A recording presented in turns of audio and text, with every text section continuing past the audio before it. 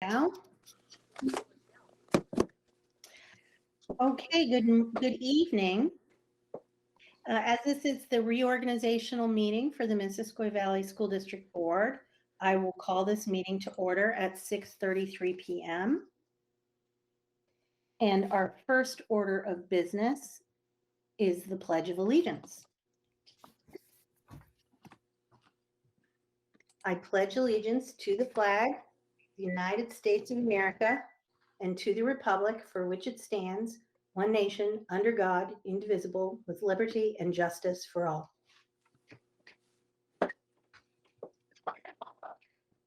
Next, we have agenda review. There is one thing that I would like to add to the agenda. I think we should call it COVID update. And we can put it under other business if you like, maybe after the task force updates. Does that sound okay with everyone? Fine. All right. I should have that as a standing agenda item anyway, because something's always going on. All right. Thank you, everyone. So with that, our first piece of business is the organization of our board. And I would be looking for a nomination for the board chair. I nominate Chris Shepard for chair for the ensuing year. Motion by Dawn. Is there a second? Jen Chevalier was next. Any other nominations? Seeing no other nominations, we'll call for a vote.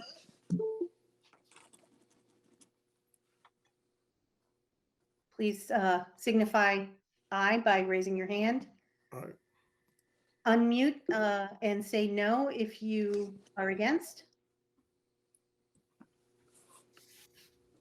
Any abstentions? Okay, motion carries 9-0. Chris, it is your meeting. Thank you, everyone. I'll try to do a good job for you. Appreciate the nomination. Also want to take this moment to thank all the voters that voted on our budget. It was amazing the margin in which it passed. It was really good. I like our preparation this year for the budget. We did a lot of marketing, we did a lot of new stuff, and I feel like we're in a step in the right direction that we can build on, and hopefully do an even better job next year. So thank you for all your support.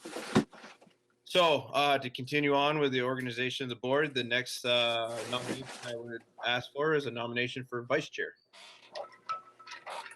I'll nominate Devin Batchelder for vice chair for the ensuing year. Don's nominating Devin. Is there I'll second that. Peter's a second. Any discussion?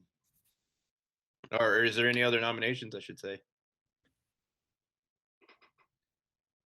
Seeing none, any discussion? Terry. I just wanted to say we're going to do it the same as last year, where Devin, like there's certain things he knows he can't sign. Like you've already told us you won't be able to sign and stuff like that. Do we need to say anything about that? No, no, we're good. Devin knows what he can sign and what he can't. I figured. Okay. Okay. All those in favor of having Devin as the vice chair for this year, raise your hand.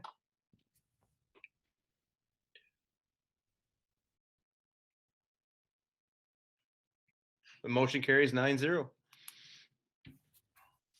So next up, we would need to nominate a clerk.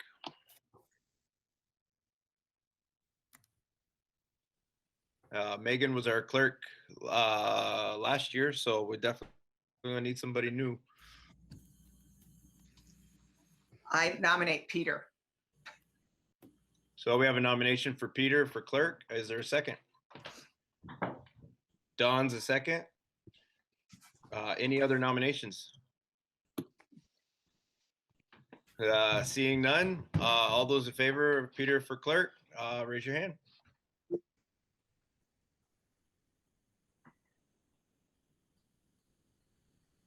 Motion carries 9-0. Congratulations, Peter.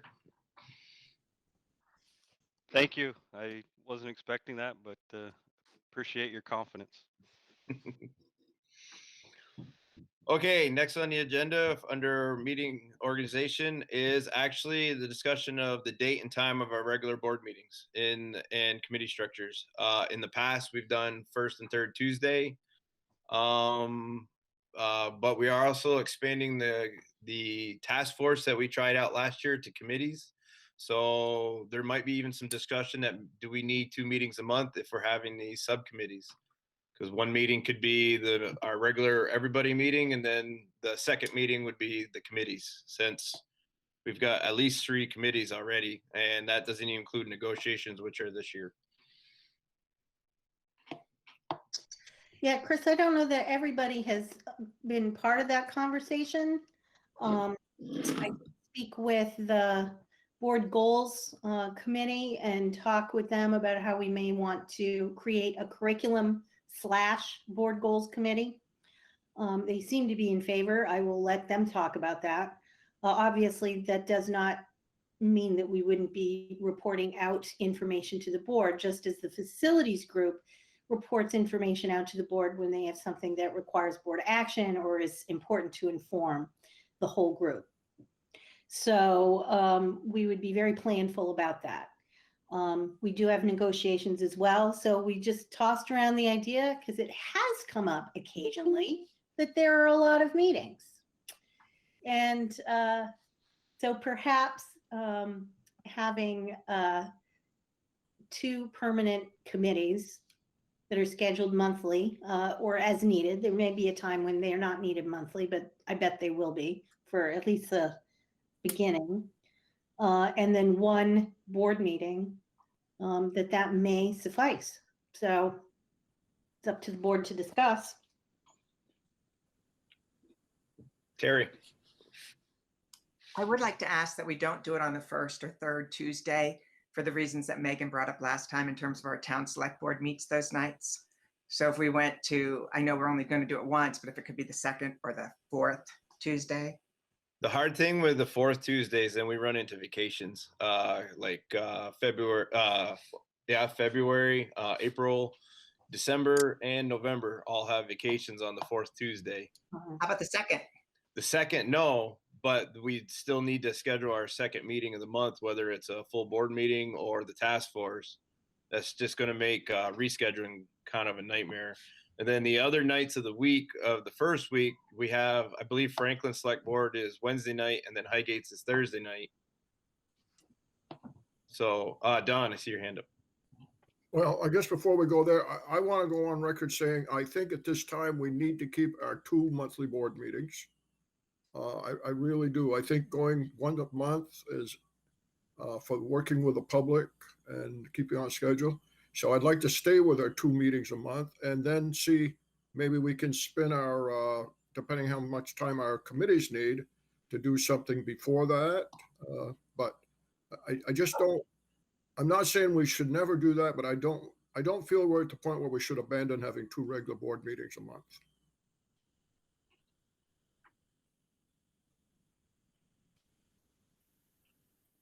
Any other thoughts?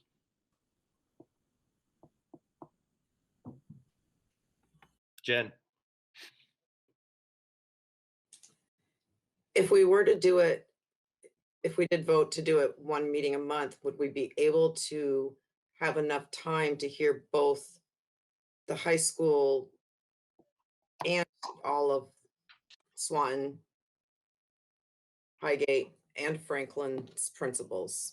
Plus central office. Yeah, and central office, because I know we break it, like the 1 meeting we have the MVU high school, and then the second meeting we'll have all of the elementary and stuff. So would you be able to pack it all in? That would just kind of be my concern a little bit. Excellent point, Jen. That's actually one of my concerns too. Having worked at building some of the agendas for these meetings and stuff, sometimes we actually pull stuff out because we don't want these meetings to go too long. So I am a little worried about being able to make it all fit within 1 meeting a month as opposed to 2. So I would say at this point, the consensus is we stay with the 2 meetings a month, our regularly scheduled meetings. Now we just got to decide on what day to do them. Is that true? I see some nods. Okay, so I guess the next thing is we have to decide what day of the week or what week time frame we use within the month. I'm a little nervous about switching from to the second, fourth, just because of how many Tuesdays, Wednesdays, or Thursdays fall in a vacation. Because I think I listed 4 months that we would have to reschedule. Terry. Can we make it so that we don't interfere with both the town select board meetings, just interfere with one? So somehow set it up so that it'd be like the second and third Tuesday of a month. That's an option, but then we go a long span without meeting from the third week to all the way back to the second week. That's a pretty big chunk of time, and I think that would make a challenge, especially for like check warrants and stuff. Peter, you have your hand up.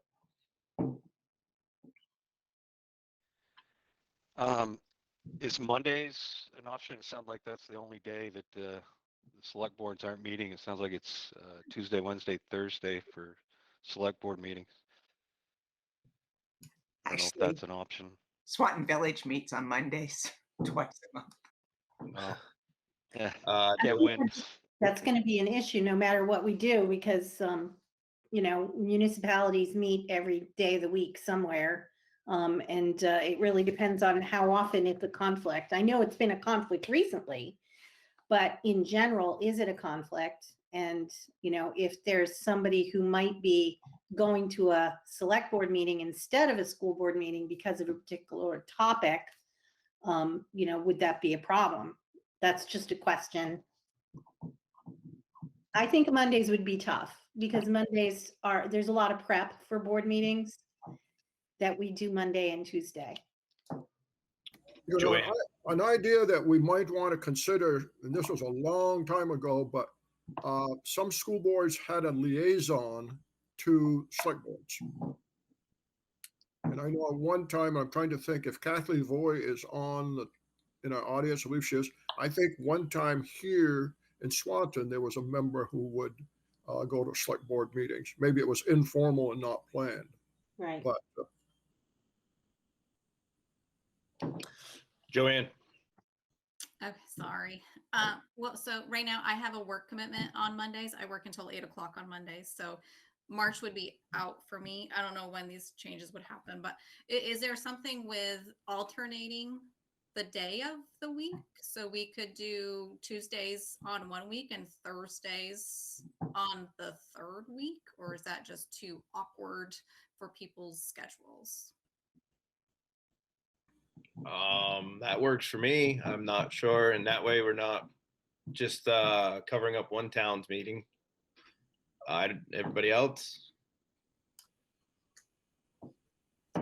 So maybe we would have the first meeting of the month be on a Tuesday and the second meeting of the month be on a Thursday. Yeah.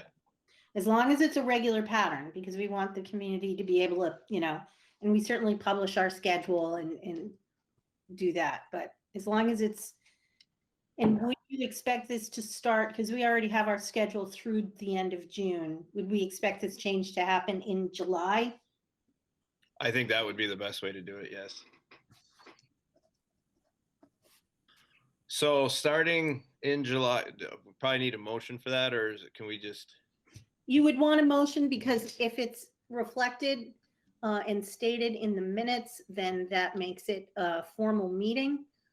Even if for some reason, some thing happened and it didn't get warned, it's considered warned as a regular meeting by, not that that's ever happened, but if something were to happen, we're covered that way. Peter. Before we make a motion, do we want to discuss the time? I know last year we had a lot of discussion about the times that our meetings start, and I didn't know if everybody's good with 6:30 or if anybody wanted to change.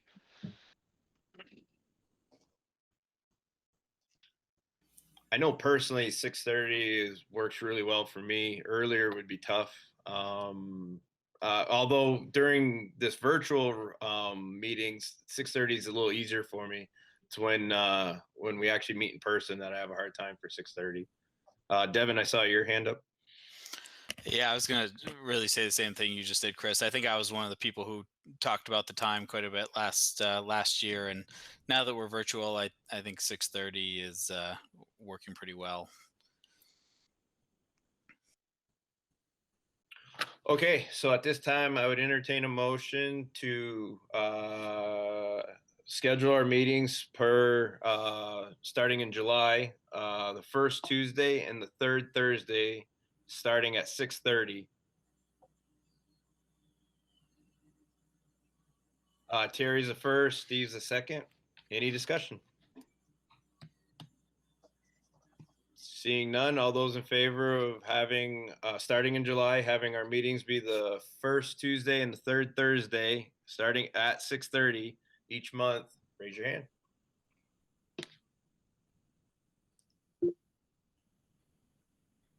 Motion carries 9-0. Okay, let's see, next up, now we break into our board committees, and the first committee up is finance. The way we've done it in the past is, just for our new member, is we have one person from each town on the finance committee, because Laura needs, I believe, at least 2. And by having 3, it just makes some wiggle room in case somebody can't make it. And Chris, I've been on finance for years, so I'll volunteer for that. Okay, so Steve volunteers. Anybody from Franklin and Swanton want to do it?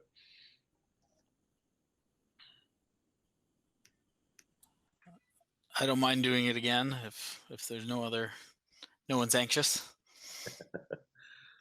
So right now we have Devin and Steve. One more member. Are we doing more than one? Devin did. If you need another person from Swanton, I can do it. Absolutely. Okay, so at this time, I'd entertain a motion to have our finance committee consist of Terry, Steve, and Devin. So moved. Peter's the first. Don's the second. Any discussion? Seeing none, all those in favor of having Terry, Steve, and Devin be, Peter. Oh, sorry. All those in favor, raise your hand.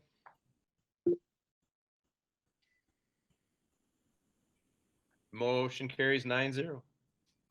So Chris, if I could just, Terry, since you'll be new to that committee, you can expect an email from us in this office every Monday. And then we would ask that you review and consider that set of vouchers by Wednesday. But if you want to follow up with me, but it's a pretty timely process, but always on Monday, you would be getting an email from me. Okay, next committee is the facility committee.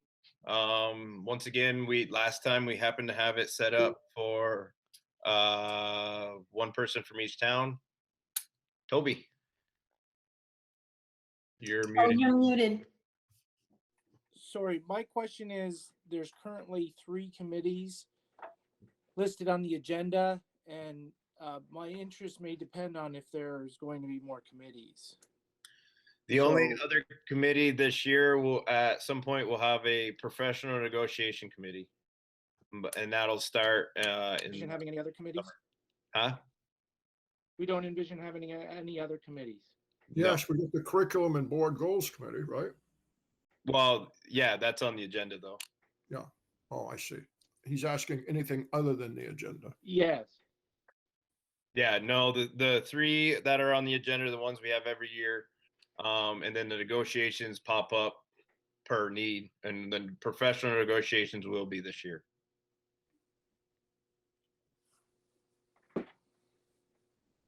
So for facilities, once again, we've had 3 members. I don't think it has to be 3, but I will volunteer for the facility committee again. I will continue unless somebody really wants it. I've enjoyed it and promoted it, but doesn't mean I have to be there. Because we do have other committees that are going to need some work. Since nobody seems to be jumping out of their seat to do it, I'll also volunteer to do it again. I enjoyed doing it. It's kind of my wheelhouse anyway. So at this time, I'd entertain a motion to have our facilities committee consist of Peter, Don, and myself. Steve's the first, Terry's the second. All those in favor, raise your hand.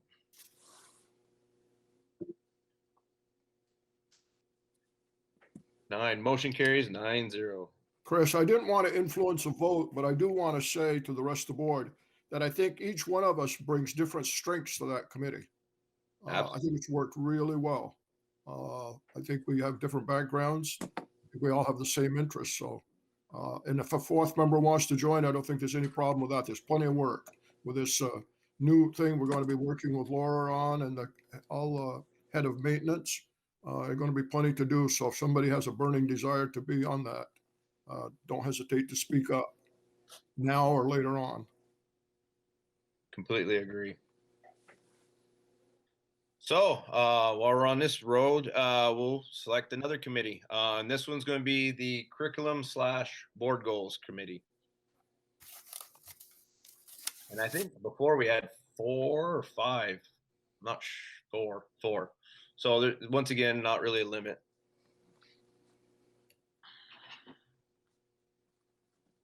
Joanne, Terry, and Devin. Anybody else? We'd love to have a fourth. What are the goals of the goal committee? What's the purpose of it, the committee? I'll have Terry answer that because she headed it up last year. Okay. Thank you, Chris. Actually, it's the best committee ever, Toby. I figured. And it's the one you want to be on. It's we've thrown in curriculum now too, but it was really bored since we were a new organization trying to get our house in order in terms of our how we do things, protocols, etc., responsibilities.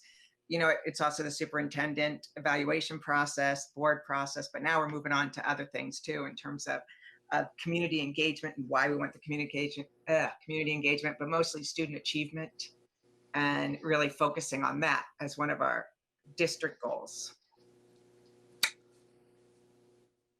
I would be interested in serving on that committee.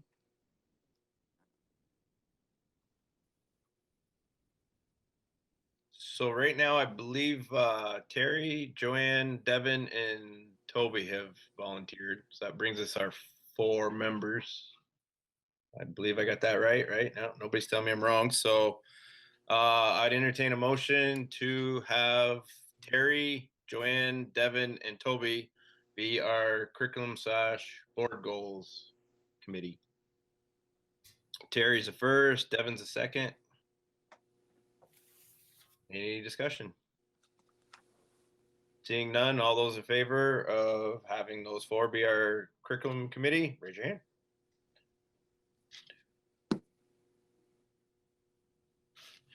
Motion carries 9-0. So let's see. Next up is our annual motions, and I'm trying to find my email with all those on it. I can share the screen. Yeah, could you do that, please? Absolutely.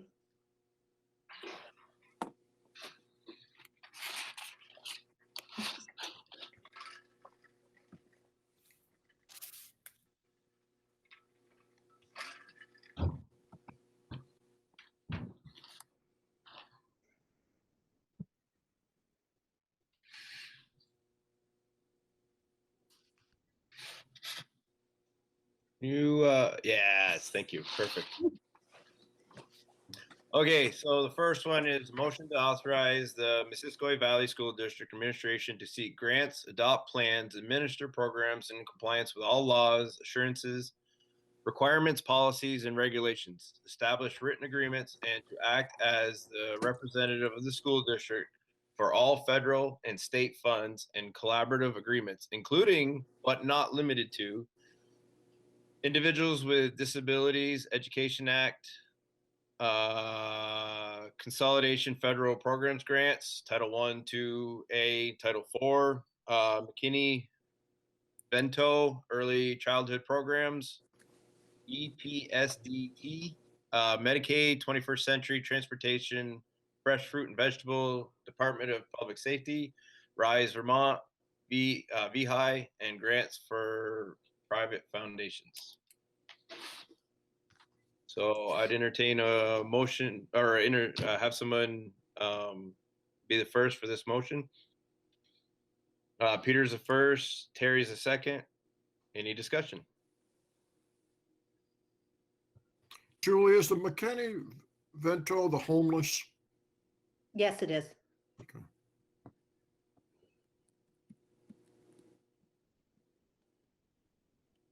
Perfect. Okay, all those in favor, raise your hand.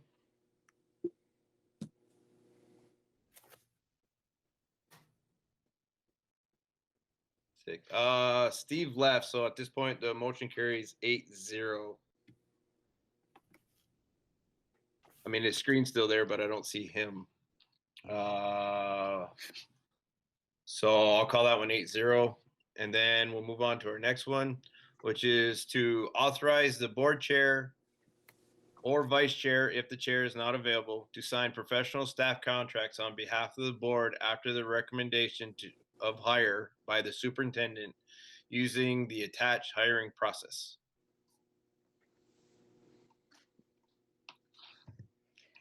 Which the procedure for hiring of professional staff, the administrator responsible for hiring the professional will follow MVSD internal procedures for authorization to fill a vacancy, posting, or interviewing.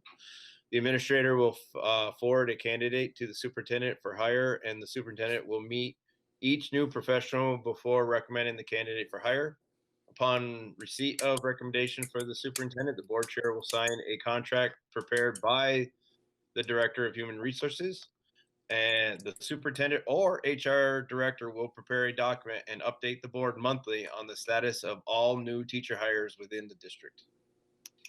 This is the process that we had in place last year. And then Don was raising the question, mostly because we were not specific enough about the process last year.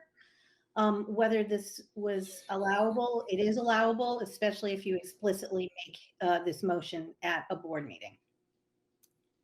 Julie, referring to that, and maybe they've changed the statute, but the statute used to say in Title 16 that the specificity said the board had to recommend to the board.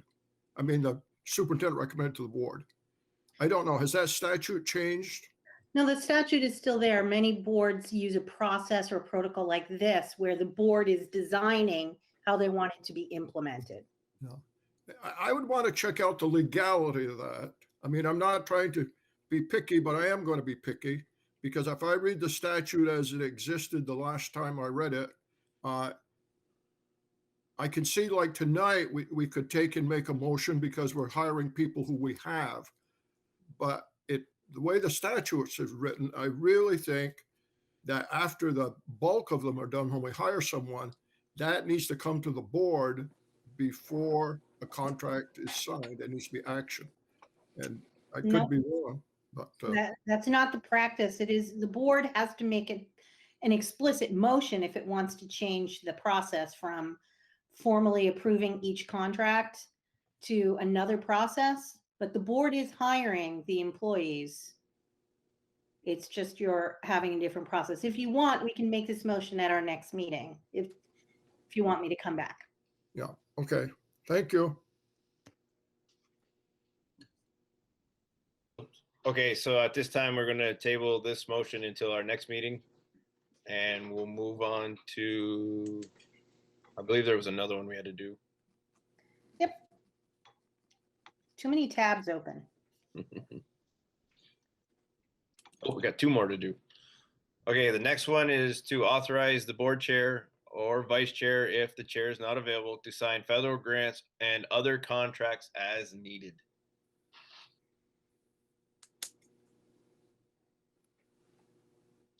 Terry is the first and Steve's the second.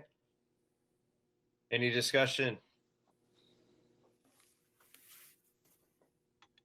Seeing none, all those in favor of authorizing the board chair or vice chair, if the chair is not available, to sign federal grants and other contracts as needed, raise your hand.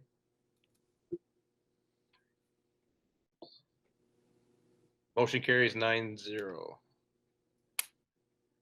Chris, when you're saying raise your hand, you mean physically, or is that good enough?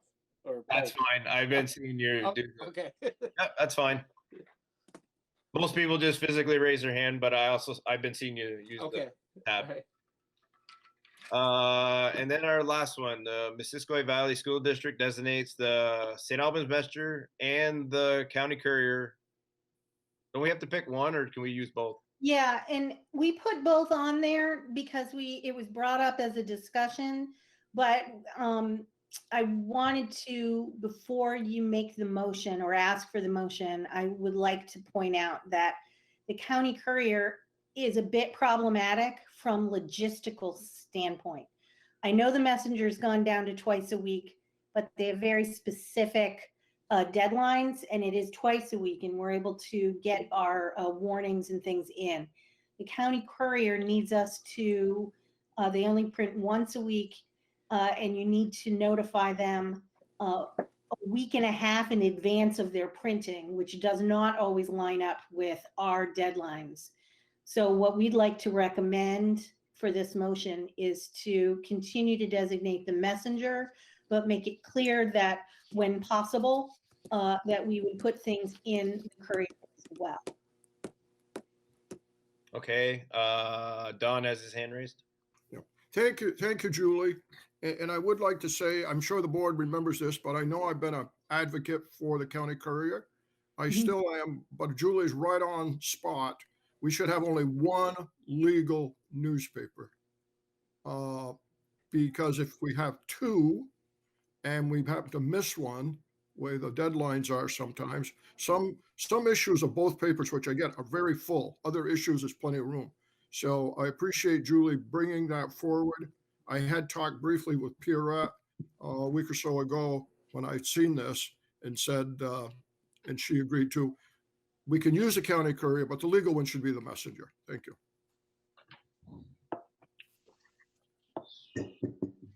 Let's see. Peter. No, I agree with both Julie and Don on this. So I'm thinking that, but when we make the motion, we should leave the County Courier off it and just that that the administration knows that we would like to use the County Courier when possible, but we don't need that in the motion. Absolutely. Okay, so at this time, I'll make that motion, Chris, with the St. Albans Messenger as the official paper. Okay, Peter's the first, second. Don's the second. All those in favor of having the St. Albans Messenger as our official newspaper, raise your hand.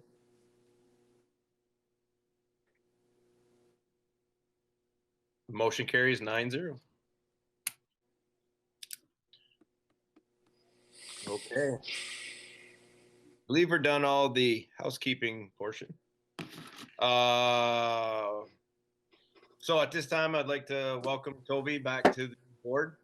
He served on boards with me before, and he's definitely a valued member of the community that will definitely give us another perspective. So welcome back, Toby. Thank you. So next up is correspondence and public comments. And I see we do have a few public today. Anybody want to make any comments?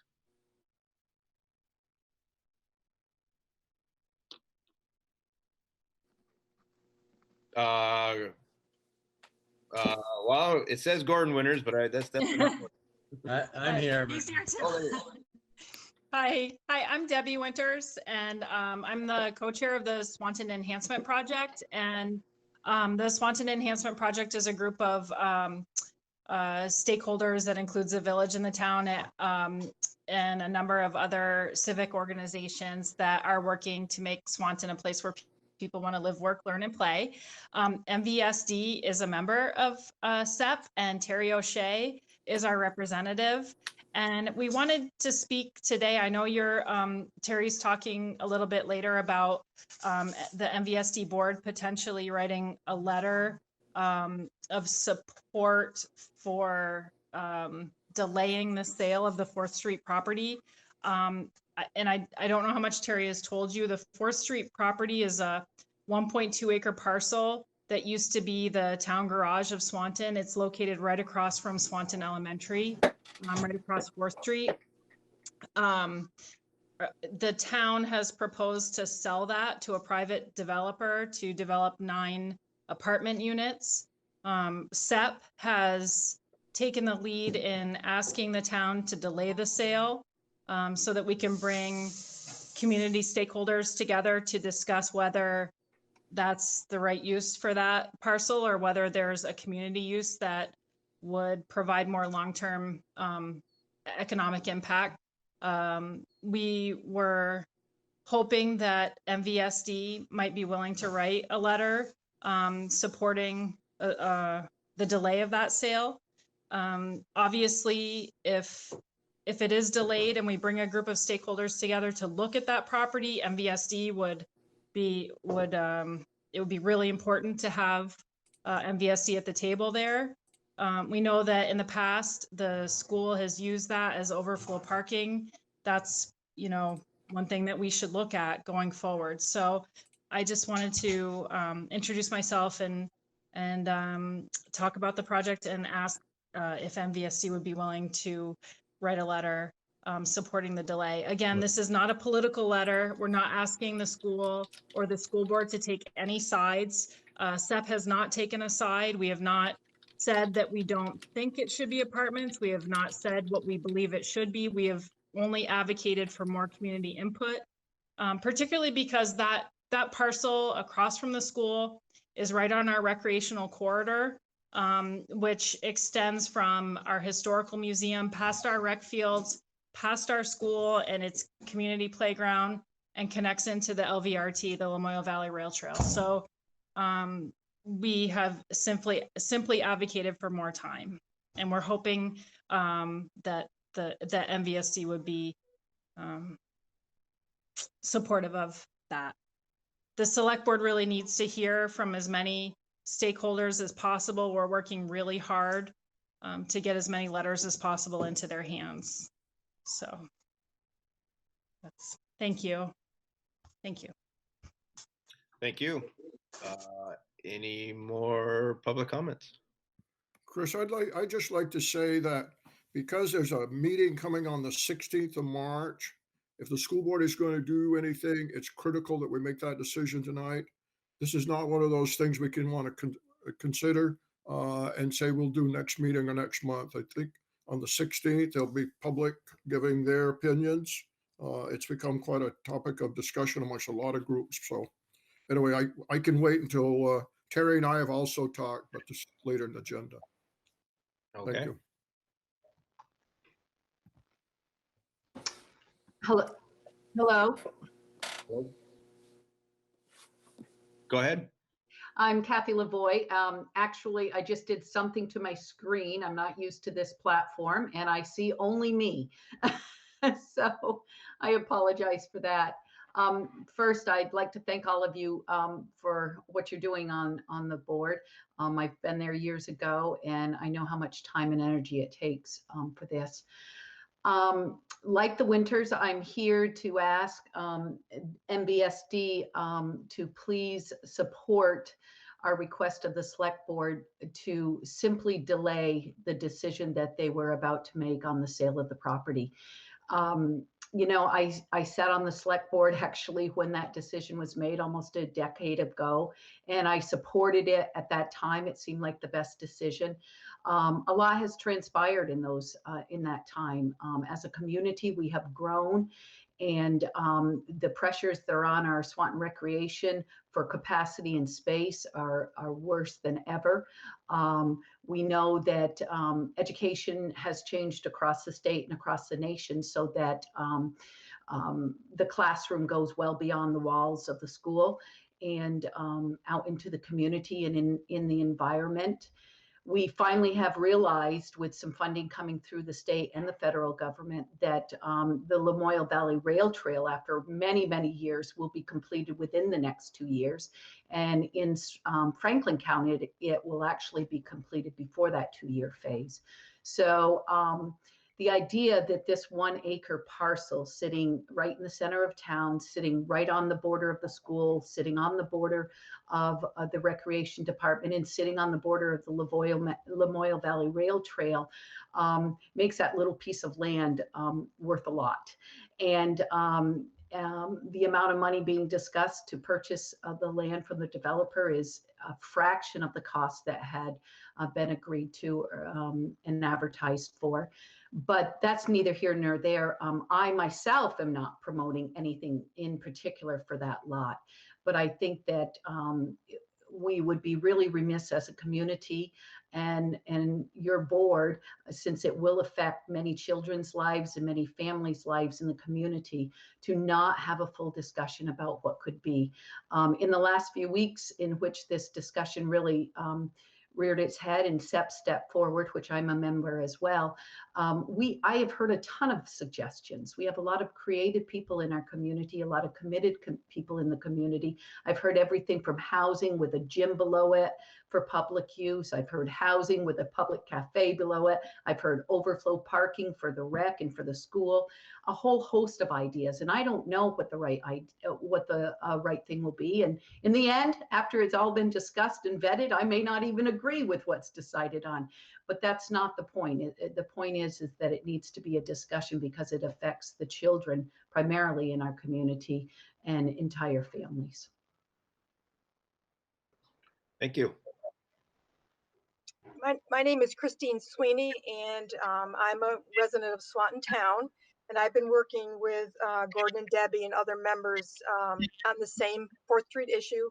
I'm a member of the SEP's Healthy Community Task Force, and a few of us have been working over the last, I've been involved the last couple years to increase healthy community activities, and this 4th Street property really just dovetails in with the initiatives that we're taking to update the historical walking tour in the village and downtown. We've got a grant to put up a kiosk for the LVRT to give the public more information.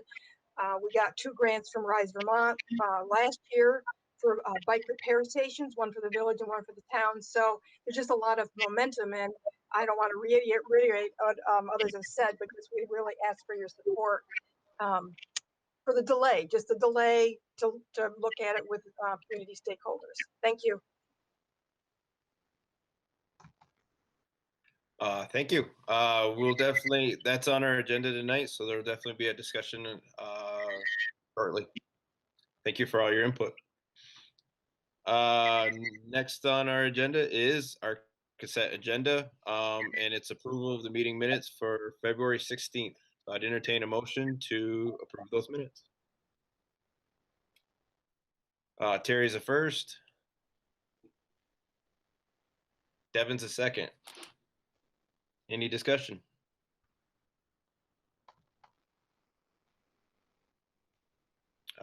Seeing none, all those in favor of accepting February 16th meeting minutes, signify by raising your hand.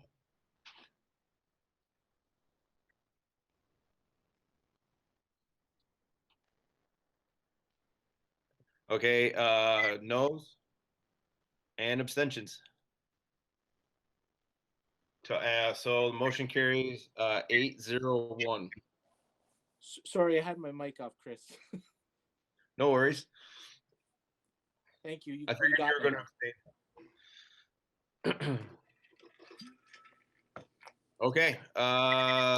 Next up is administrative reports, and first on our report is the MVU administration.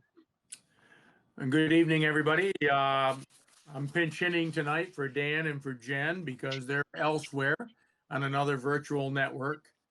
I believe that you have a copy of the administrative report in your packet, so I'm just going to highlight a couple of things briefly and answer questions if you might have them a little bit later. Right at the very top, the February break academic. Jay, just a sec. I'm going to ask anyone that's not presenting, can you mute your mic? It'll stop the feedback that we're getting. Thank you. Go ahead, Jay. I'm sorry.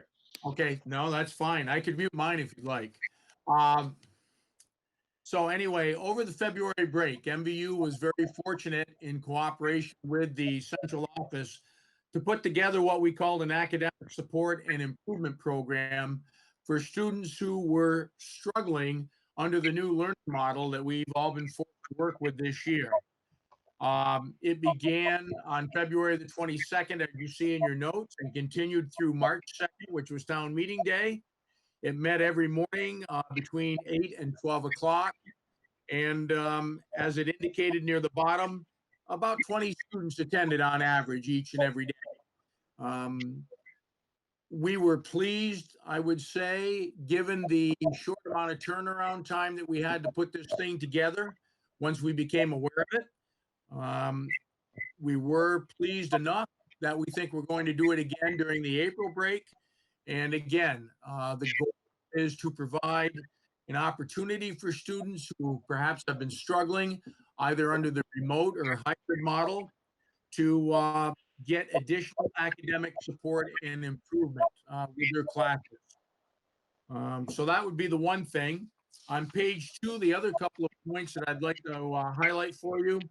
The first one is a big shout out and congratulations to Ella Piccolo, who was a finalist in Senator Sanders' annual State of the Union contest. As your paperwork indicates to you, there were nearly 320 students from 42 high schools in the state of Vermont that participated.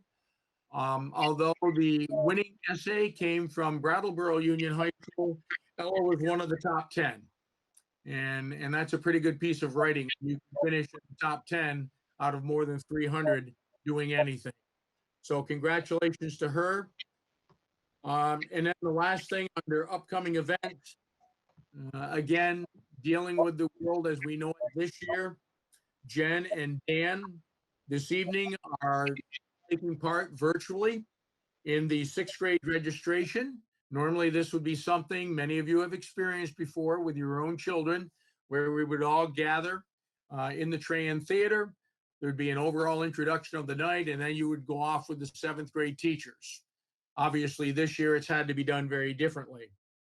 The other event that I want to point out to you that's gone virtual this year as well, and it's being sponsored by the guidance department, and that is on Thursday of this week, also at 6:30, a question and answer as it relates to the upcoming course registration for the 2021-2022 school year, because counselors will start registering students in the high school beginning next week. So this will be an opportunity for students, parents, and families to meet with the guidance counselors, get a little closer look at the program of studies, a little bit closer look at the registration process that we use at MVU, and then, of course, to answer any questions that they might have. So those are some of the highlights. I don't know if you have questions about those, or if there are other questions that perhaps you might have for me. Not sure I'll answer them, but I'll do my best. Hi, Terry. Hi, Jay. I just want to let you know how much I enjoy that you've got that link onto the newsletter and how informative that is too, to catch up on what's happening. So thank you for that. It's always very creative and interesting and informative. You would be startled to learn that I have nothing to do with that, Terry. You inspire, Jay. I stay out of the way. Don. Jay, was anything special done for Ella other than just recognizing her with her peers? No, she'll be recognized more formally at the end of the year awards. Okay. When we have our class and school awards, whatever those might look like. Okay. That's quite a nice honor. It is.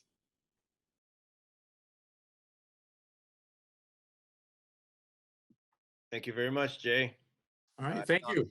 Any more questions? So I believe at this time we can move on to the superintendent newsletter.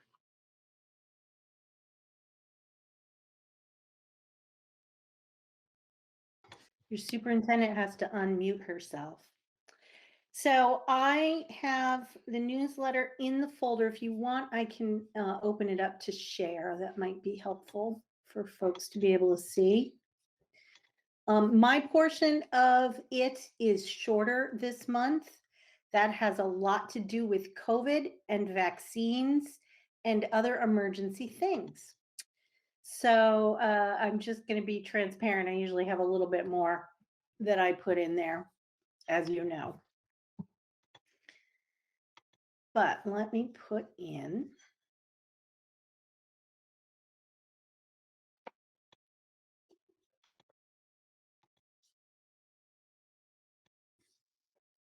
There we go.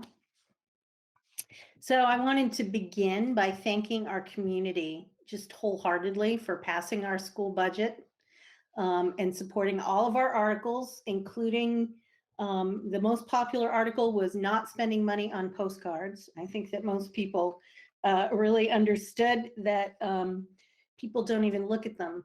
So we're very appreciative of not just the fact that the budget passed, but by such a wide margin. And it was very appreciated by our entire school staff. And we're also very grateful that we have all of our returning board members reelected and that Toby is joining us to replace Megan. So we're very excited to have a full board of committed folks. So you will be hearing over the next few months about recovery planning, and Kosha will be our COVID recovery coordinator. We have all these new titles all the time now. And also, of course, all over the news is the fact that teachers are being vaccinated. You will undoubtedly hear that it is a bit of a mess. The Agency of Ed released codes yesterday for teachers, but they are struggling logistically. We will all get there, but the agency is, it's a lot to roll out such a big project. So at this point, teachers have codes and they can sign up for clinics, but there are really very few clinics going on right now. I was meeting with superintendents in our county today. I meet with the Department of Health every day, pretty much. And so there are plans for things coming in the next weeks in our region, and we look forward to doing everything we can to make sure those happen.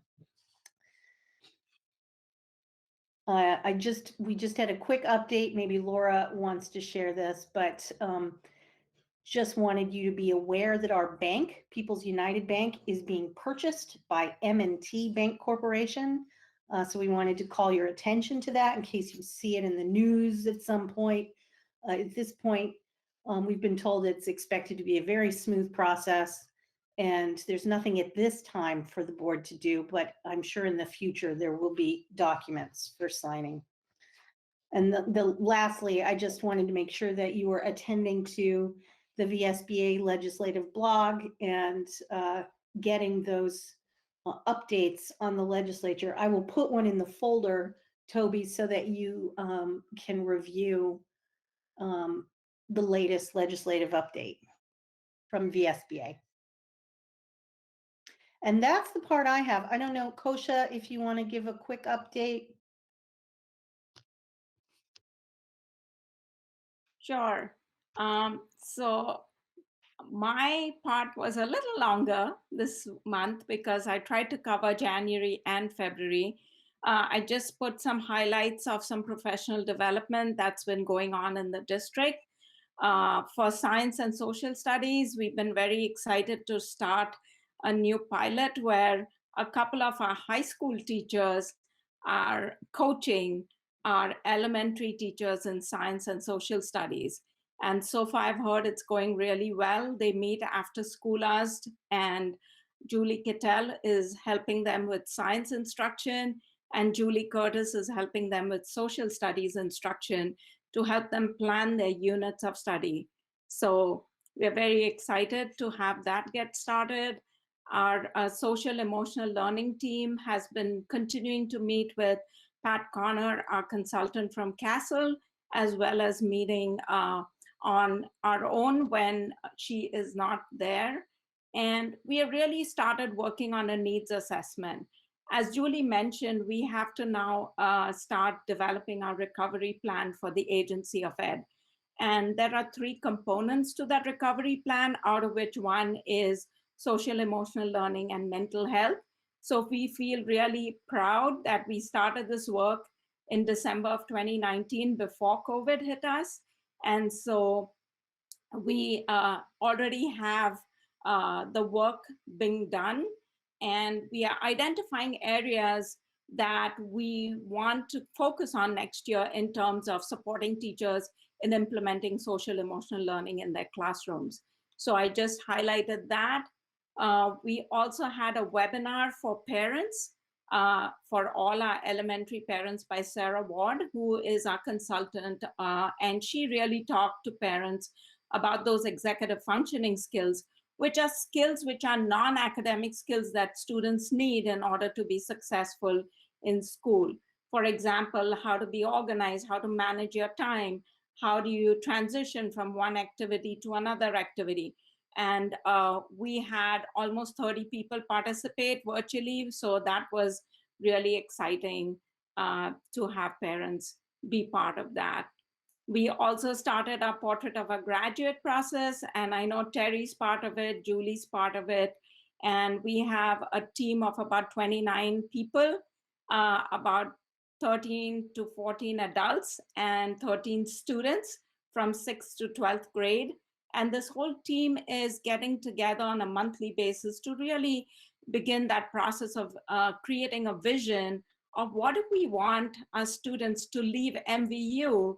What are those qualities? What is the skills that we want them to leave with? So far, we've had 2 meetings. They've been really focused on team building, relationship building, and getting to know each other. And people have been really excited. The students have been very excited after the meetings because they feel they're participating in something where they can make a real change in the district. So, and then the last thing I've just put in some sort of reflection on what we are seeing in our data in the elementary schools under academic proficiency. Next week or the next meeting, I'm going to have all our coaches, our literacy and math coaches from the elementary schools present their data to you. But I just put in some highlights of trends that we are seeing. And one of the biggest conclusions that's come out of the data as we looked at it from fall to winter and compared it is that the greatest impact on student learning is being with teachers. And that when they are in person with teachers, we are seeing the progress that students make compared to being virtual. We've done an excellent job in this current situation, but nothing can replace a child being in a classroom next to a teacher, with the teacher giving that immediate feedback as they're learning to read and write and do math. But on the next meeting, you'll definitely get more information on how students are doing academically from each of our schools. So we will have the coaches from Swanton, Highgate, and Franklin presenting their data and trends that they're seeing. So that's it from me. If you have any questions, I'd be happy to answer them, or we can wait till the coaches do their presentation.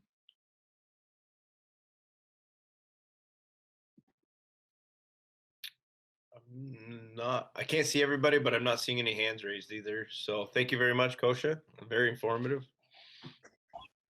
Tanya, I know Wendy's no longer on the call, but if you had anything you wanted to put in about your update. Well, one of the updates was just around the summer school planning that we're doing in collaboration with early childhood and curriculum. And so that's all within the context of the recovery planning and then sort of building our more robust summer programming. The other piece I think I included, I don't see my notes now, but I think I think I remember what I was doing. The first part really has to do with what was my first bullet, Julie? I'll put you back. Oh, our cycle, we're in the cyclic monitoring cycle this year with the AOE. So they've revamped how they're doing monitoring for special education. And they're working on a 3-year cycle, and we are in that cycle this year. And so there's been 2 different submissions, and they're pretty robust submissions. They're looking for a lot of information. And so this last round that is to be submitted March 15th, we just turned in this week, has to do with our high school students for the most part and their post-secondary transition plans. And so we submit a whole bunch of paperwork and plans, and then those will get reviewed, and then hopefully we'll get some feedback about how we could improve moving forward. And then the other bullet is just more of a heads up than anything, which is that the special education rules are in the midst of being revised, and there's some new draft rules that we expect to come to fruition, and those will likely result in some pretty significant changes in how we determine students eligible for special education. And so those would not take effect until the year after next year. So next year, we're really looking for the state to support us to do that training for our special educators. But that's kind of on the horizon. Thank you. Thank you. So that's it really from our central office updates, and I will update the board on our COVID update later on in the agenda. Thank you. Chris? Go ahead, Don. No, Peter wanted to do something. Did you? No? Okay. All right. I just wanted to say I really appreciate these reports. And in my mind, that's one of the reasons we should have 2 board meetings a month. Because for me as a board member, this is when I really hear what's happening in our schools. So just pitching my view one more time, reinforcing it. But these reports are good, and I always enjoy the early ed one very, very much. So it's great to keep them coming. Thank you, Don. I'm not seeing any other questions, so thank you, everyone. I agree with Don. I do enjoy these reports. It's very informative. Thank you. So next up, we're moving on to new business. And first under new business is our second reading of the flag policy.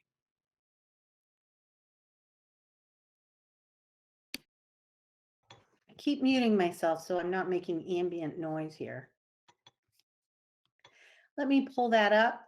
It is in your board folder. I just wanted to make sure you saw the changes that I made before we move it next time, and Purette will warn it for 10 days before we approve it.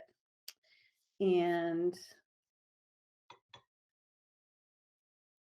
my apologies for taking too long, everyone. I have a habit of closing tabs when I really shouldn't. All right, here we go.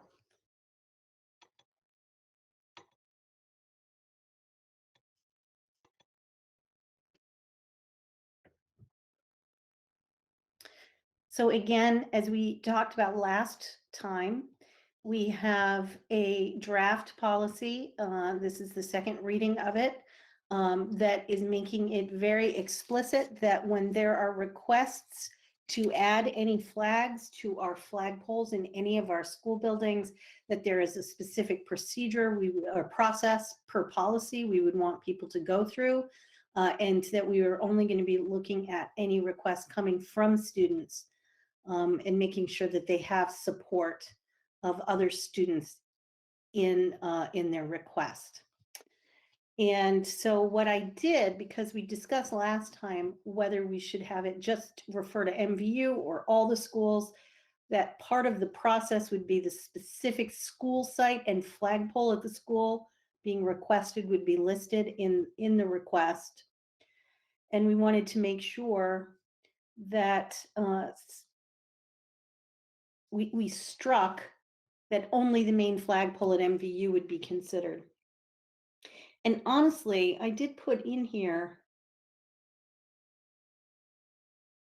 student signatures so that it was clear. I didn't make it red. But we wanted to make sure student signatures were the ones in the petition and that it wasn't anyone outside. So if this reflects what the board discussion was last time, I will get rid of the strikeout and change the format so that it's no longer red, and we would warn it for adoption, possible adoption at the next board meeting.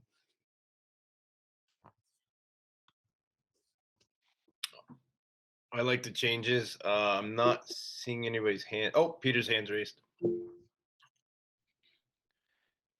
Is there anything in here of a determined amount of time that we would fly a flag, or would that be part of the request, or what was the thinking?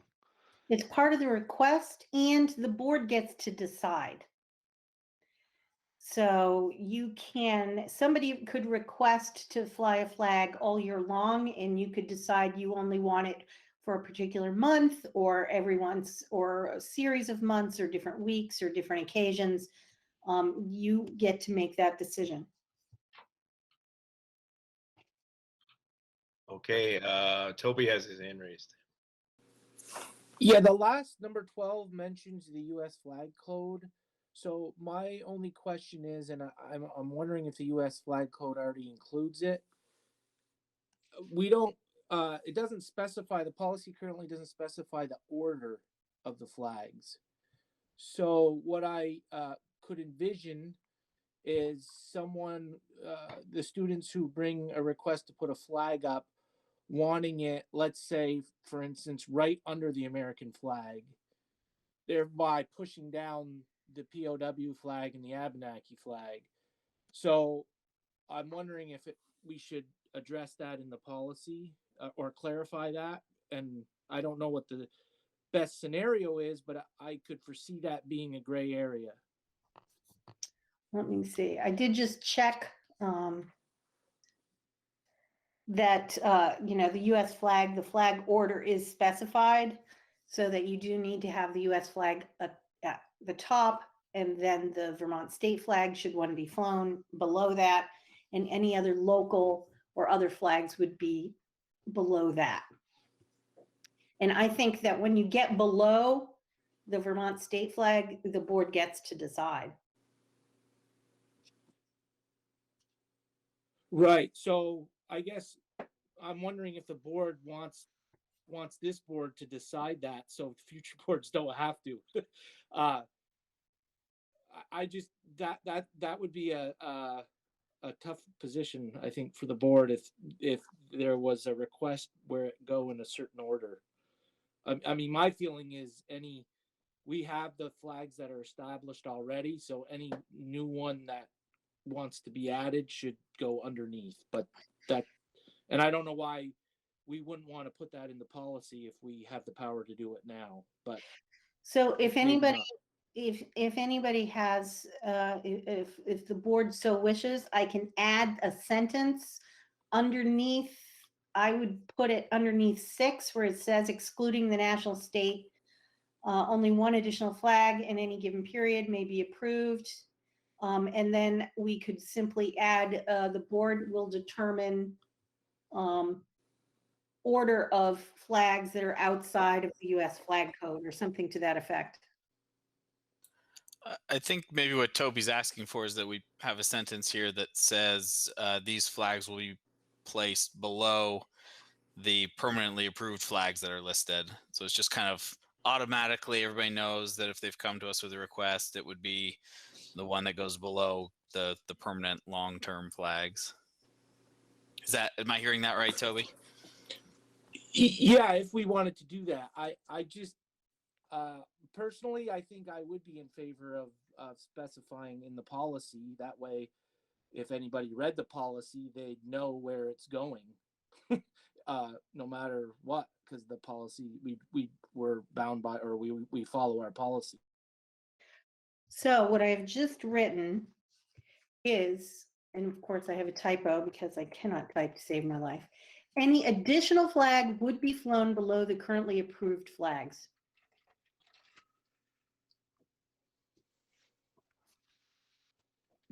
I like that. Does that get at, Yeah, I like that, but I'm just one board member. I don't really, if this happens in the future, I just would love the policy to tell the people where it's going if yeah, I if think it it's is really approved. good. It's a good point. We got a draft of this policy from another school district. So that's why it's taking us longer to get this together, because it's important that we have our own, what this board wants to see on it. So that's perfect from my perspective.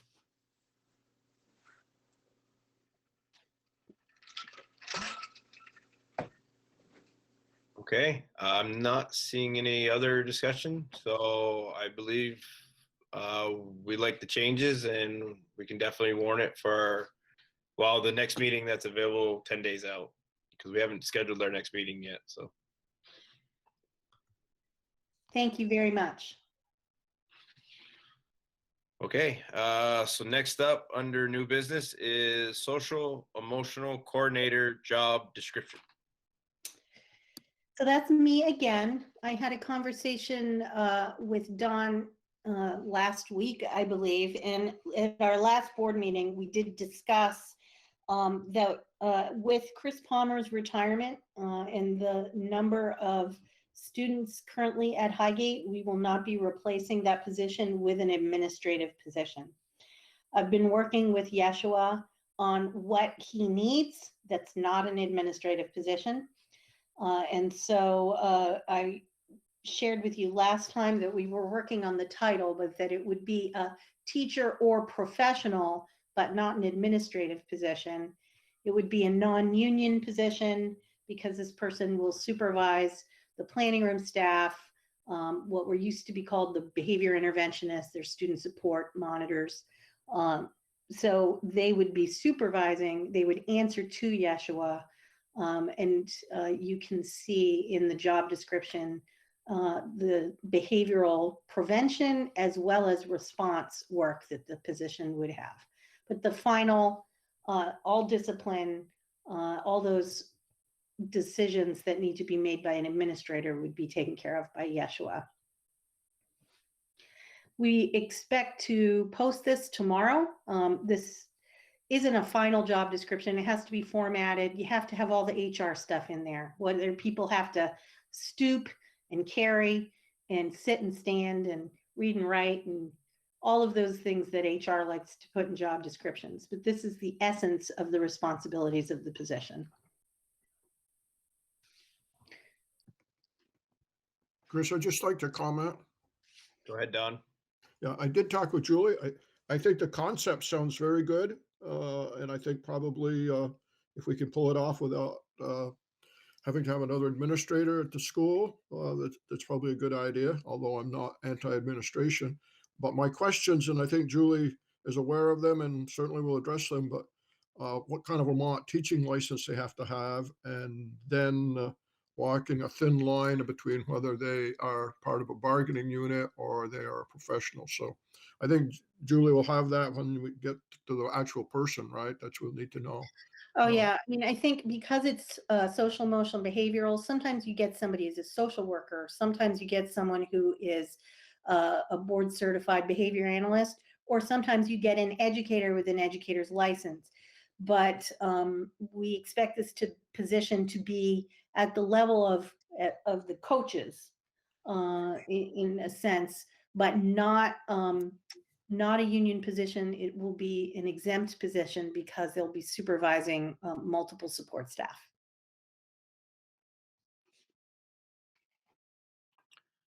Thank you. I'm not seeing any other questions, so I believe we can move on.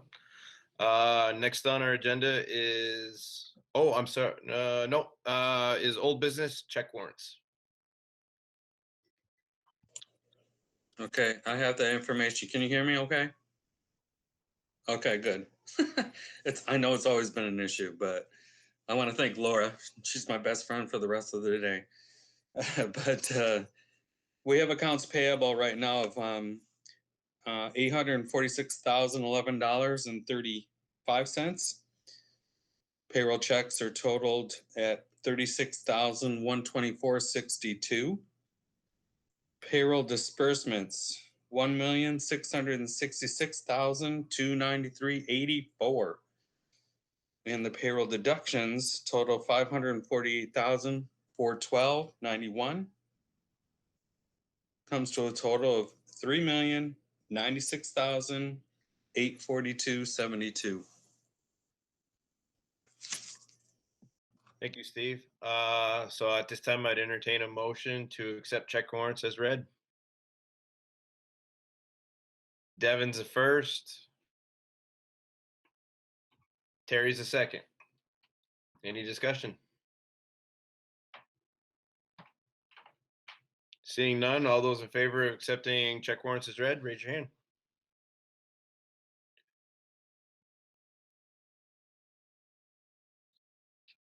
Motion carries 9-0. Thank you.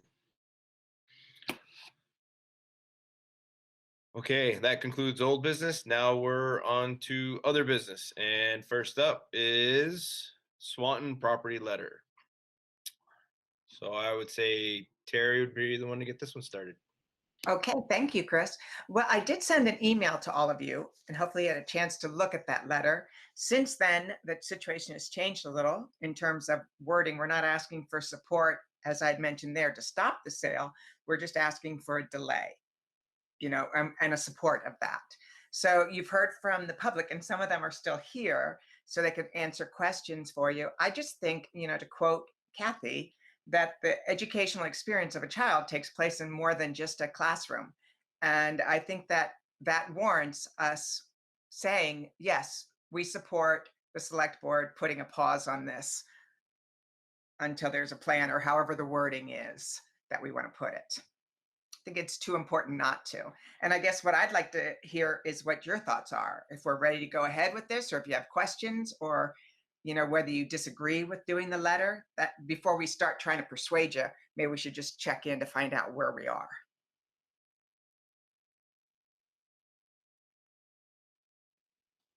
Well, Terry, you know where I are, so I'm not going to comment. Okay. I have a couple questions, I guess. I've read through it a little bit, and not being a Swanton member, I guess I would like to know how it affects our children. I know that it's used for overflow parking, but I don't believe we use the property for anything else, do we? I think that I would say we use it for people getting on the bike path. They just cross the street and get on it. And it's pretty secure area since it's, you know, it's open right now. It's not full of cars or full of people or anything like that. So there is that. And I'm going to turn it over to other people to ask how else. I think the vision is that because it's right there, that they'll have more opportunities to picnic, to play, to whatever right there. But I'll turn it over to Kathy and Debbie and Gordon and see what they had to say about that. Yeah, you asking for our comment, Terry? About what it could be. To answer Chris, yeah. Okay. Thank you. What it could be, I think, is much more than a parking lot. What we envision, we have no thoughts of exactly what it could be, but we've certainly talked about some recreation, some type of adult recreation, also some bocce ball things, some tennis courts, some pickleball, something that a bike rental spot, something that maybe children could come over and do activities, community garden. Maybe there could be some storybook outdoor class time there. We envision something that's place for parking, also for the rail trail, but also something that could be so much more. And we envision it being a whole corridor between where Swanton Rec is now. You can walk up the path a couple hundred yards, be at the new 4th Street property, and also across the street, be at the school or at the school playground. So we look at it as just a and then of course getting on the rail trail. So we look at it as a multifunctional space. We've looked at communities, a small community center there. We've looked at basketball there. There could be a lot of different activities that could go on there other than, and again, we're not advocating against the sale. We're just advocating for time to bring the select board more information than what they have now. Does that answer your question, Chris? Yes, it does. Peter has his hand raised, and then I saw Kathy unmute. So we'll go Peter, then Kathy. Thank you, Chris. So just looking at this, and again, I'm not a Swanton resident either, but as far as the MVSD, the letter and what we're talking about does not commit the MVSD to anything other than asking for this to be looked at, which could hearing other ideas that could benefit the school district more than what's proposed. So from my perspective or point of view, I have no issues or concerns with a letter of support to have the Swanton Select Board look at this further. Like I said, my only concern was committing us to anything, and this clearly doesn't. So I would fully support it. Great. Thank you.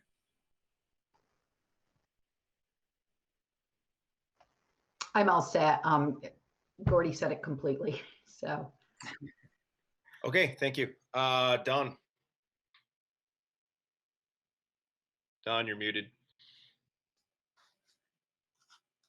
I'd just like to respond, Chris, to your question, because I think it's a good one. I don't know how many have you have followed that in the town of Swanton for the last decade. Maybe Jay Hartman would tell me the last 40 years has been a big concern about the safety of our students walking from Swanton Village to MVU, and they've started a sidewalk program. Well, when I was on the school board and when Kathy Lamoille was on the school board, we had crossing guards at the end of the street there because there's so many kids from the school walk down that street. And now that we have the rec trail, students, if you were out there, you'll see they can go down the rec trail, not down the narrow 4th Street. The delay may let people figure out how they might handle traffic.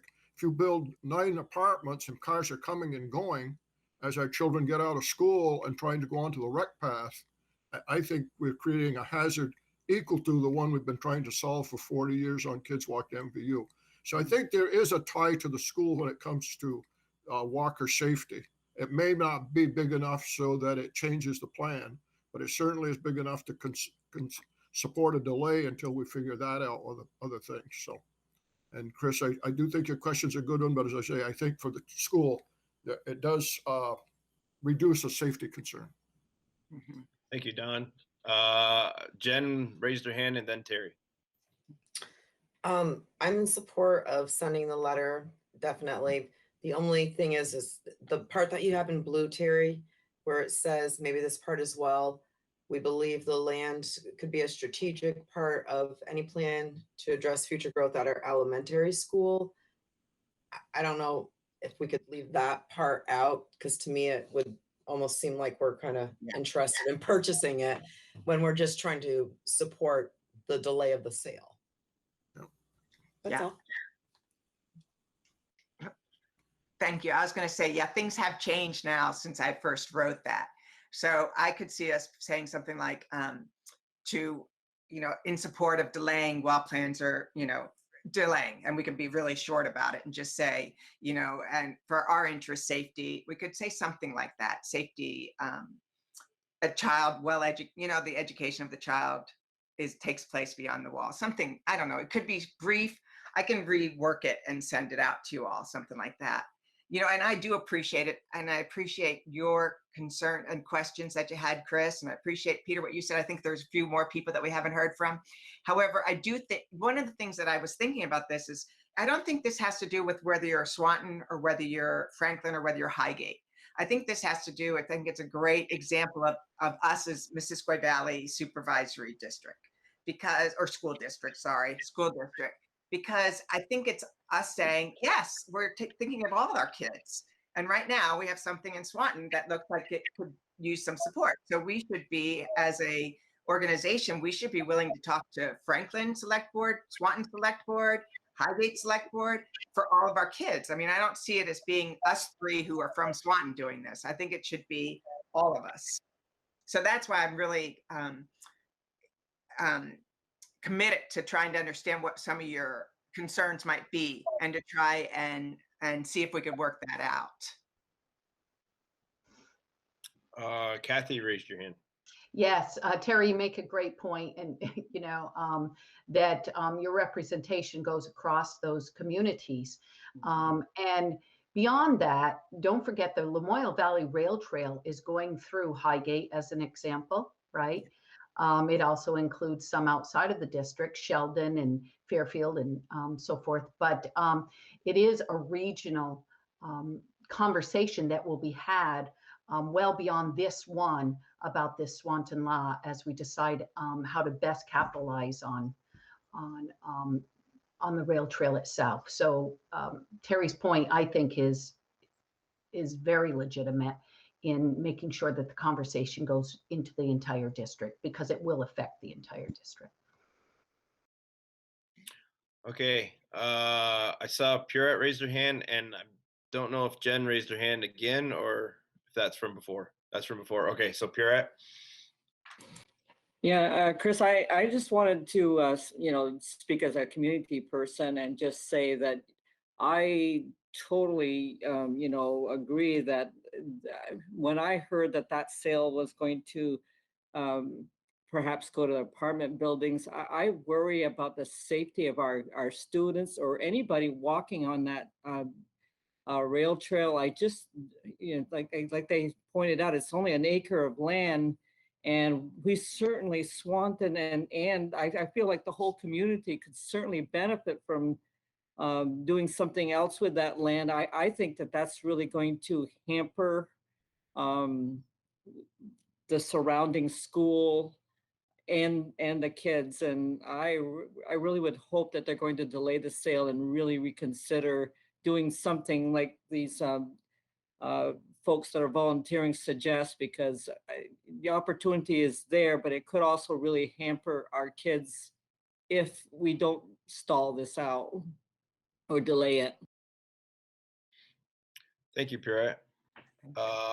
Peter.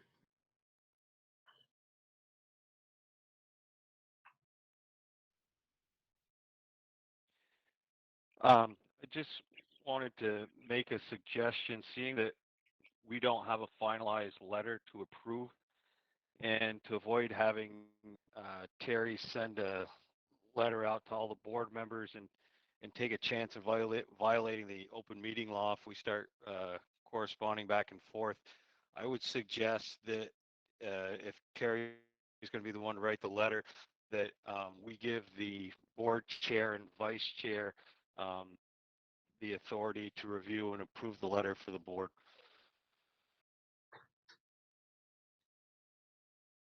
How does the rest of the board feel? If that's a motion, I'll second it. I'll make it a motion. Okay, so we have a motion on the floor. Peter is authorizing the board chair. Well, actually, no. Peter's authorizing Terry to draft a letter to be approved by the board chair and vice chair. There you go. So Peter's the first, Don's the second. Any discussion? Terry. Can I don't know if this is the exact time to do it, but can I just ask some of the key things that you want in that letter before we approve it, or do we do that afterwards? Keep it brief. Brief. Okay, being brief, Don. Okay, anything, safety? Okay, I'll be creative. Thank you. I guess my concerns when I read your emails and stuff like that is I was trying to, I agree with the kids' safety standpoint, and I definitely would feel comfortable representing a letter from representing children's safety, and it is very close to the school, so there is proximity issues with that. So I understand that. I just get a little uncomfortable with a school board trying to weigh in on a select board business because I just, especially since I'm not a resident within Swanton. So I guess just as long as you're not committing, and nothing in the letter committing us to a sale or any agreement like that, I'm very comfortable with requesting a delay, especially from the standpoint of children's safety and the betterment of our children in the future. That from that aspect. Okay, thank you. That's exactly what I needed.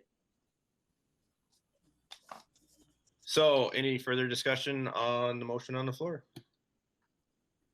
Seeing none, all those in favor of having Terry draft a letter and have it approved by the board chair and vice chair, go ahead and raise your hand.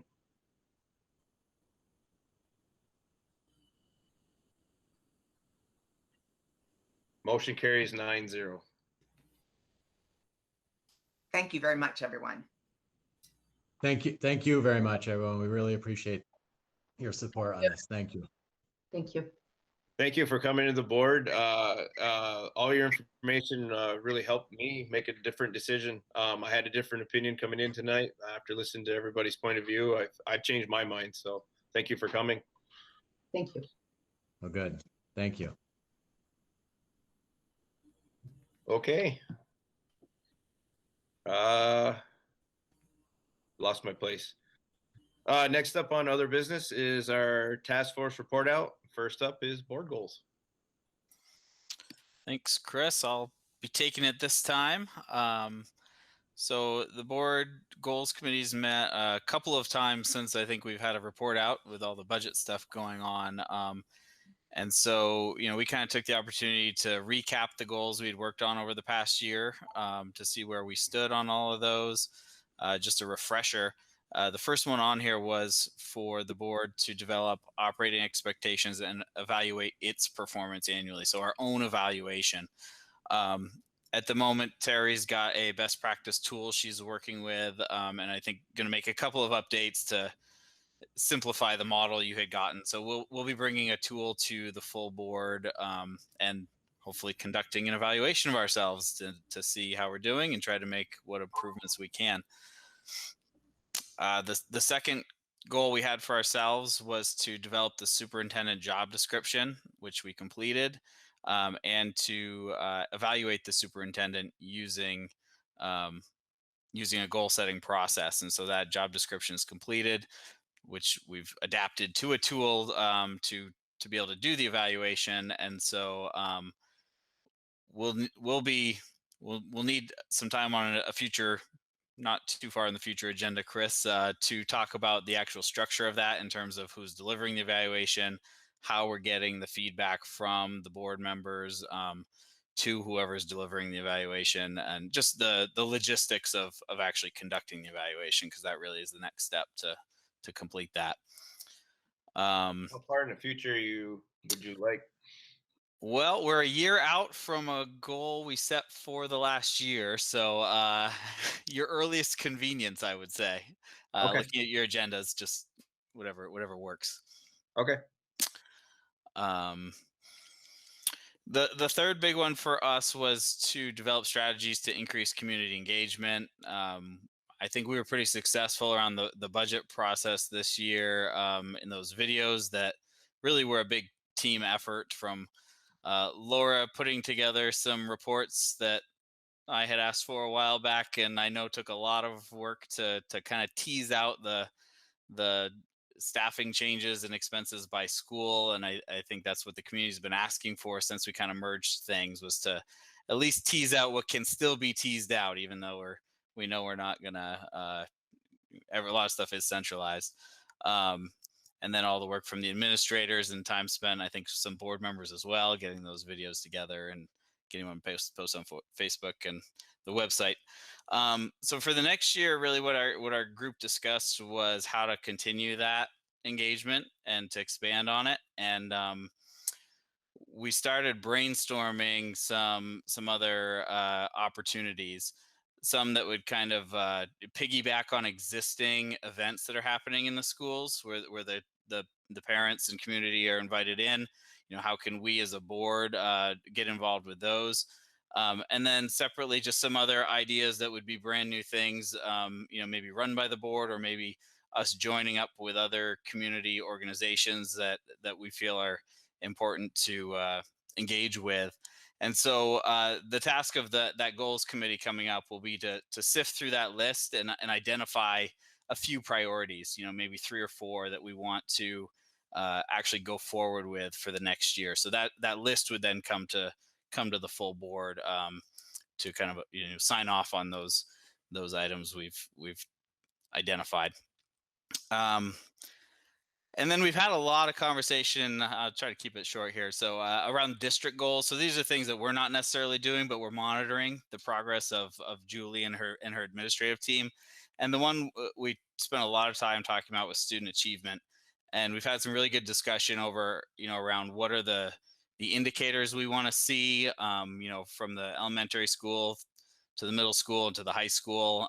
What are the measures of success of our school district? What are we in business for?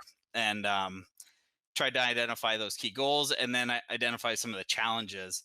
And so we're now at the process of kind of picking a couple of metrics to kind of measure our overall success, and then measure improvements on some of the things that the administrative team thinks are the biggest challenges and that can impact that overall success.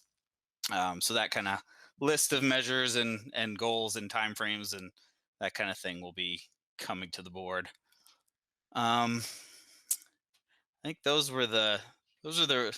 I think that's a lot of it. That's kind of the whole list I had here. I don't know if Terry or Joanne would like to add anything. That was stupendous. Thank you. Super and stupendous. Yeah. So lots to come. So we're enjoying this committee quite a bit. It's rolling along well. And thanks to Kosha, she's been joining us the last few times as well, along with Julie. So it's been great.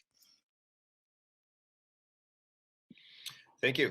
I don't see any other questions. Oh, Don, do you have a question? Oh, I just want to say I'm glad I'm on facilities. It sounds like you guys are meeting every week.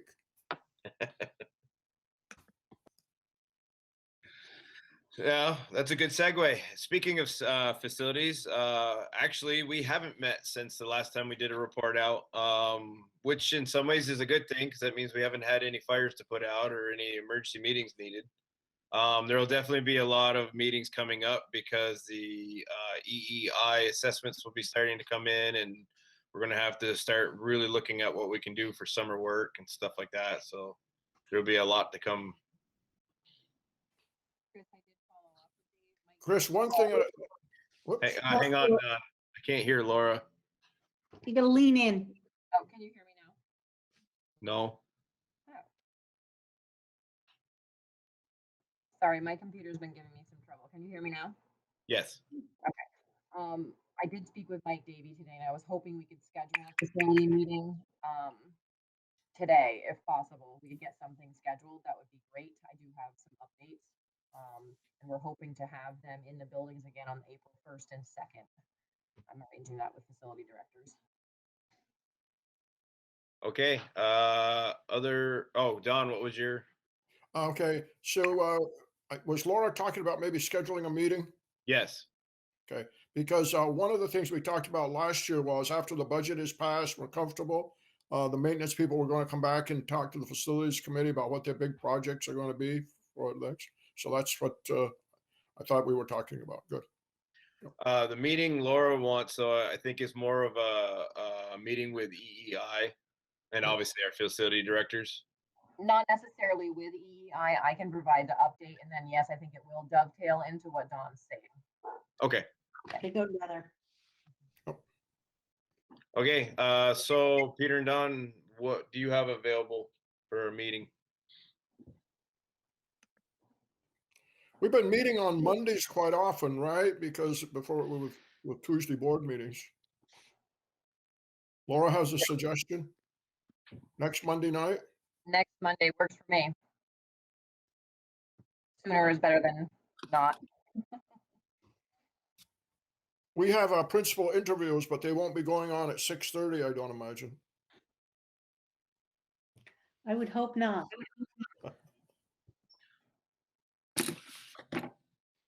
pretty sure I can do the 15th as well.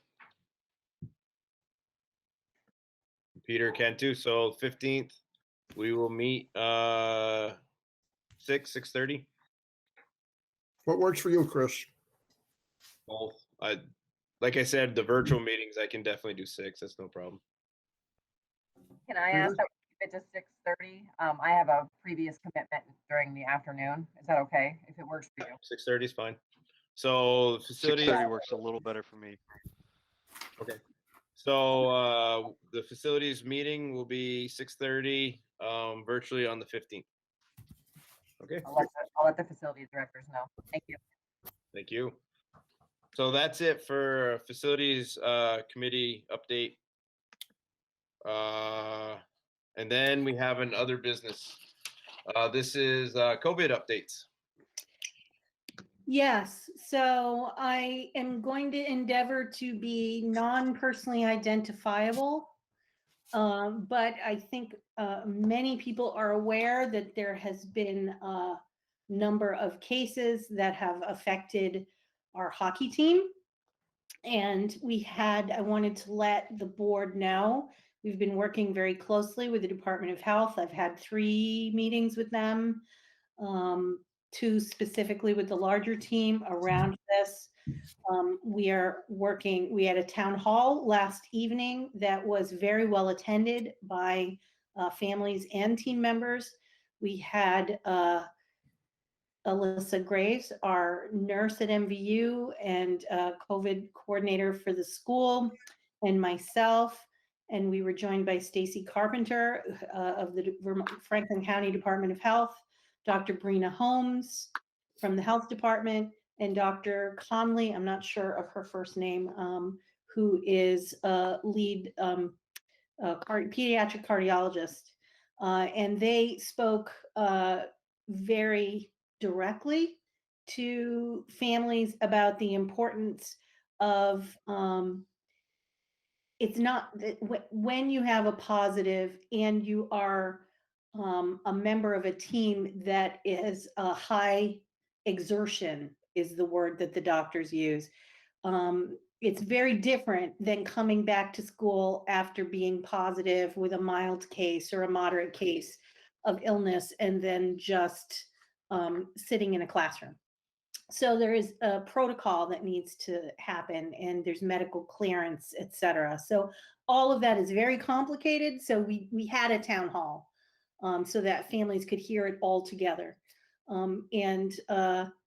Of course, the Department of Health changed their protocols in the middle of all of this a little bit too. So that added to confusion. You can imagine a family calling their primary care physician. They're getting a call from the school nurse. They're getting a call from the Department of Health. And there are different messages. So I just wanted to make sure the board understood that we're working really closely with timelines. We have canceled all practices and games this week during the quarantine period. And the rest of the season, which would be postseason, will be discussed in the future, but it has to be, we have to wait and see what the next several days up to a week look like in terms of the impact of this. I'm not going to call it an outbreak because I don't get to do that. The Department of Health has a whole process for that. But these incidences. So I just wanted to make sure the board was aware because, you know, it's important, but we also needed to stress kids want to play and we need to make sure that students and the community at large are safe. Toby. I was on mute. Sorry. I had a parent ask me if there were, I know like concussion, there's a protocol to return to play. Yep. And they asked me if there was a similar return to play protocol for COVID. I don't expect you to know it, but I guess the question is, with the concussion, it involves the school trainers as well. Yep. So for COVID, is there a return to play policy that must be okayed by the school trainer or whoever we contract with for training? That's an excellent question. That rule, there is a COVID return to play protocol. It involves doctor clearance for students, and all families have received a copy of this on the team, and it was discussed at length in our town hall last night. Our school nurse, Alyssa Graves, will be happy to answer any questions about that. That's an example of something that changed. I found our town hall was at 5 o'clock. I found out at 3:45 that the protocol changed from required to recommended. And then we found out today the Department of Health was very clear that the school does not determine what the protocol is. There was some discussion last evening about what the school was going to make, students go through. And I'm always, let me tell you, I'm always hesitant to make medical decisions for students. That's not my lane. So I was very pleased that the Department of Health came out and said, whether students need to use a return to play protocol is between a family and student and their primary care physician. So if my student is positive, I bring them to my doctor, and the medical home determines the severity of the symptoms and what return to play protocol that physician and family feel comfortable doing. It's a very serious, it's a rare but serious side effect of COVID that students can have severe cardiac damage and fall on the ice. They can have a cardiac event. So that's not something MVU wants to get involved in. It is something that I was very grateful the Department of Health clarified. Whether students have to have a slow return to play progression will be between that doctor and the student, and they will notify us, and we have to have a written return to play authorization from a physician. It's not like I can just email, John Lumsden or something and say, oh yeah, my kid's good to go. We need to have that documentation from a physician. So that's an excellent question. Thank you for raising it. Devin. So I guess I'm just curious, what is the current status of that program, of the hockey program, and what's the outlook on the remainder of that season? Like, what are we evaluating the whole thing on? Well, it's a very short rest of the season. We have canceled Wednesday's game and all practices. Anyone who is in the arena is a close contact. So that's there's no feasible way that we can have hold any practices or a game in the short term. It looks as if the team could possibly, depending on the data from the Department of Health over the next week, it depends on who remains healthy, who tests negative, what future positives come out. There is a postseason game we expect/hope to be a part of. It is all up to the results of the testing, really, as to whether we can put a team on the ice. We will make those decisions, obviously, in consultation with the Department of Health, but it's not about the arena. It's not about anything but the health of the players and the staff. Peter. Did this happen like between games? Because I'm just wondering, were there any other teams affected? I'm trying to think in my head what I can say and what I can't say. So I think it's pretty clear, and yes. So, boy, I'm being really confident with this answer, Peter, but I am trying to be very respectful of people. Anytime we have less than 40 people involved in something, it gets a little tricky, but I think we're probably at 40 if you add up all the people that were, certainly all the people that were in the building with two teams, et cetera. The exposure time frame was definitely one of the days was at a game So it's 2 teams are involved. And anyone that, people, all the roles, of course, we don't have fans there, we don't have visitors, but the press comes. There are people that keep score. There are people that monitor the clock, all of those coaches on both sides, those things.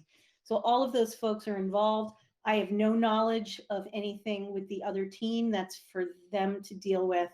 But I did obviously reach out to that superintendent right away. So yes, and it's considered to be something from the community. Not, it hasn't affected our school to any degree. But Dr. Levine today at his press conference spoke to, we know there were positive folks at the game, but we don't know, it was over vacation. So kids, families, adults gather, they carpool, they, teenagers get together even when you don't want them to.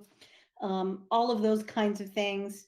And he was speaking generally because there are multiple schools. I think one of the Lamoille school districts also has a situation with hockey too. So that's where we're at.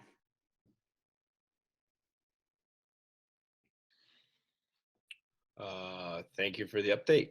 I'm not seeing any other hands raised.